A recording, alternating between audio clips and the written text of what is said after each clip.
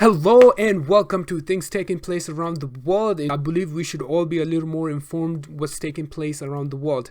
Anyways, Jeff Bezos to step down as CEO of Amazon, and Andy Jassy is going to take on that role. Wow, this came a little surprising to me because Amazon been booming like crazy for the past year, especially how dependent people have become of it.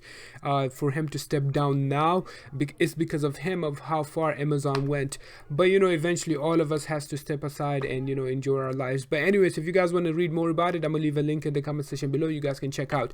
That aside, Bernie Sanders has tweeted, is I quote, "If Republicans could use budget reconciliation to help the wealthy and the powerful and pass legislation strongly opposed by American people, we can use that same process to help Americans recover from the worst economic and public health crisis in modern history."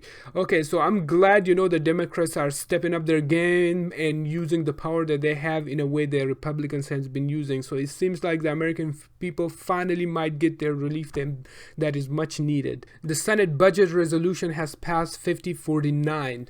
I'm so glad that happened. Another thing that surprised me today was Rihanna and Greta Thunberg tweeting about the farmers' protest happening in India. I have been talking about it for the past few days, but I'm glad that international attention is finally coming to it, because these four farmers been protesting for months now in the cold weather.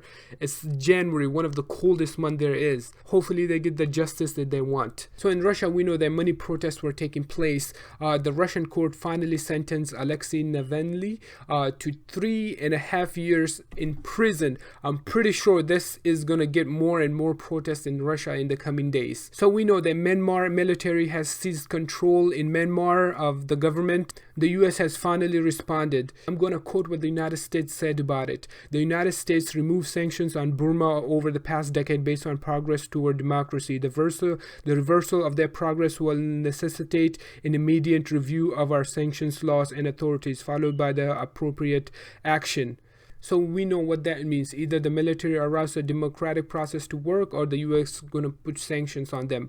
This is not the first time that the military there has done something. They have killed a lot of poor Rohingya people there for the past few years. Anyways, guys, I just summarized for you what's happening around the world. It's your job to go and research more on it. Till tomorrow, peace.